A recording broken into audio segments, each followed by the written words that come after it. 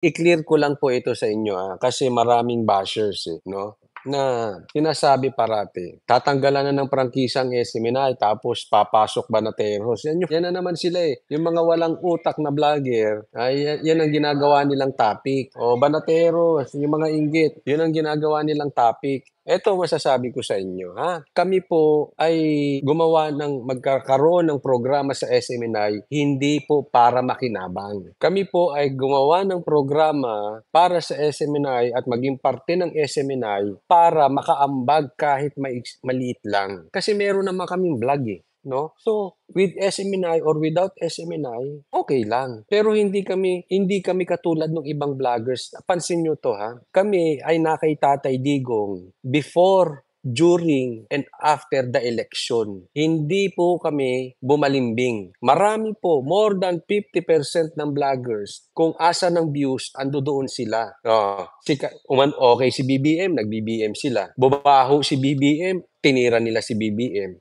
Tapos ngayon, may nauuso na recruitment ng mga vloggers, ng mga bobong vloggers, recruitment, lipat din sila ulit doon. Nakita nyo sila palipat-lipat? Kami hindi. Kasi pupunta kami sa isang sitwasyon, hindi para makinabang. Pupunta kami sa isang sitwasyon dahil alam namin, ito ay kahit papaano makakatulong po kami sa bayan. Naintindihan? Di ba? Kita nyo, after the election, lumubog kami. Minura-mura kami, bumagsak ang views. Natinag ba kami? Karamihan ng kasama namin nung eleksyon ni nervyos. Mga nervyoso yung mga leche na yun. Baka bakla yun eh. Walang yagbols yung mga yun. Ninervyos. Anong ginawa? Nagtalunan. Nagpabayad dito, pumunta sa kabila, sumipsip kay Marcos, sumipsip kay Tambaluslos, nagpabayad dito. Bakit? Nervyoso eh. Walang yagbols. Kami ba? Hindi. Lumubog. Diretso kami. Anong stand namin? Tatay Digong. Di ba? Sila kung saan umagos. Kaya may problema sila. Kaya nila kami binabanatan na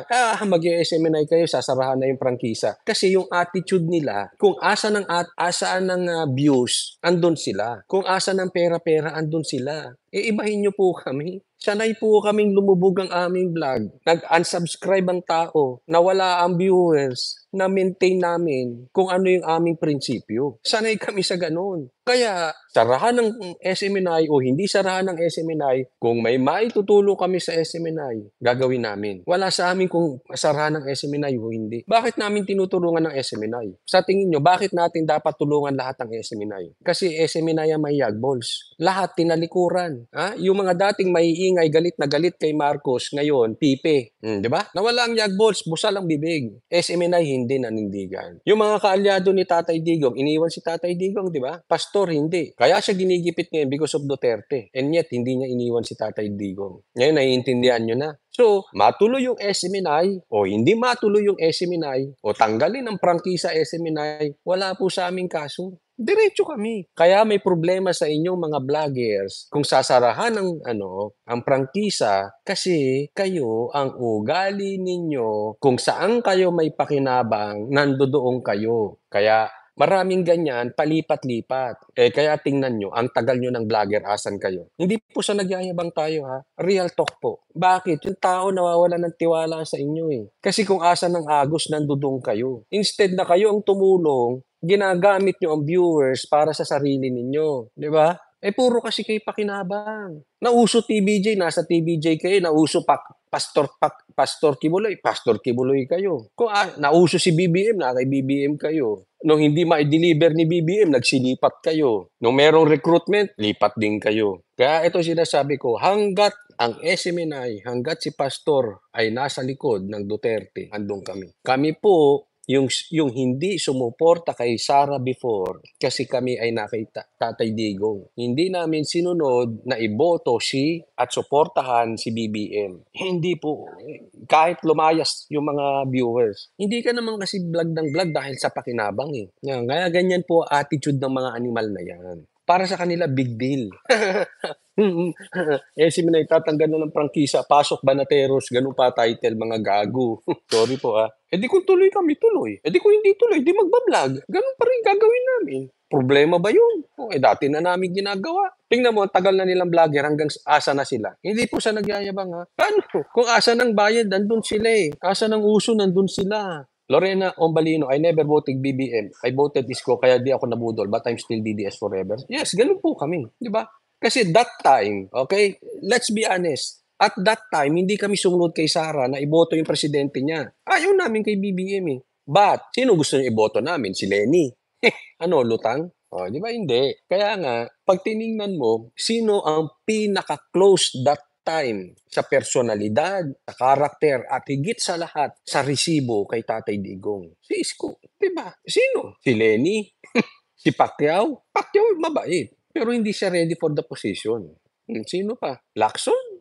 I think Isko is still better than Lacson. So nakita niyo na, kasi kung alam mo, kung ako nag-Marcos before, yung subscribers ko ngayon, naku, ilang daang libo. Ang dami ko ng pera. Kasi kahit yung mga bobo nilang vloggers, kahit walang laman na sinasabi, ang daming views that time. Kasi yun ang uso eh. Talaga namang naging uso si Marcos noon. O ngayon, tapos noon, nauso yung TBJ, nag-TBJ. Ngayon, nakikipastor sila ngayon, di ba? Kaya hindi po issue kung tanggalan ng prangkisa ang SMNI o hindi. O, di ba? May kasabihan nga, yeah? God has given, praise the Lord. God has taken away, praise the Lord. Kung tuloy ang aming show sa SMNI, praise the Lord. Kung hindi tuloy, praise the Lord. Hindi issue yun eh. Merong pagkakataong maging parte ng isang magandang advokasya ng SMNI na supilin ang mga tambaluslos ng bayan na ito. So, hindi issue kung tuloy or hindi. Pero ang sabi naman nila, tuloy yon kasi yung prangkisa naman ay sa ano lang yan, sa radio and TV. Pero hindi nila pwedeng pakialaman yung social media, which is YouTube. Ngayon, pag pinakialaman pa rin nila yung prangkisa yung YouTube ng SMNI, martial law na yun. Nasa martial law na tayo. Silent martial law na nga yun. Diba? Napaka-diktador naman yun. Kung pati si YouTube, pati Google, didiktahan nyo. Nadiktahan nyo na nga si FB.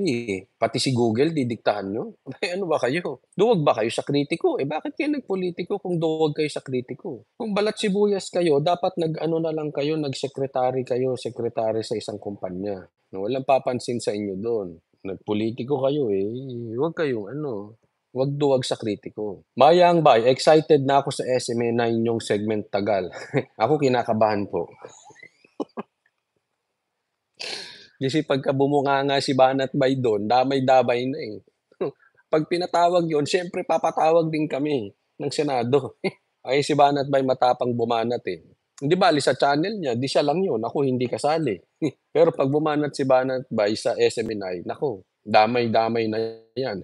Pati ako. Vicente Castor, yan ang hindi dapat mabili, ang tunay na prinsipyo. Kaya SMNI lang ang tumatayo sa katotohanan. Abangan namin ang Banateros program, malapit na. Handa kayong tumbangag at smugs. At hindi lang po yan, ha? Nung ginigipit si Tatay Digong, si Sara, ang nanindigan lang SMNI. Yung ibang mainstream media, busa ng bibig. Dati galit na galit yung mga animal na yan kay Marcos. Ngayon hindi nagsasalita. Di ba? O SMNI lang. Ngayon ginigipit ang SMNI, wala din. Walang nagtanggol sa kanilang mainstream media. Pati mga senator, iniwan ang SMNI at si Pastor. Sino lang ang tumayo? Di ba? Ang unang tumayo, si Robin. Suportahan din yung si Robin. May balls. Yung iba, duwag din eh. Iniwan din ng SMNI. Samantalang nakinabang sila dati nung nagsisitakbo silang lahat. Sinong nagpanalo sa kanila? SMNI. Tapos mga walang balls. Mayang Bay, sabi, sana coach, ibagsak nyo na si Bato. Ikampanya na, wag na iboto. Sobrang duwag kasi.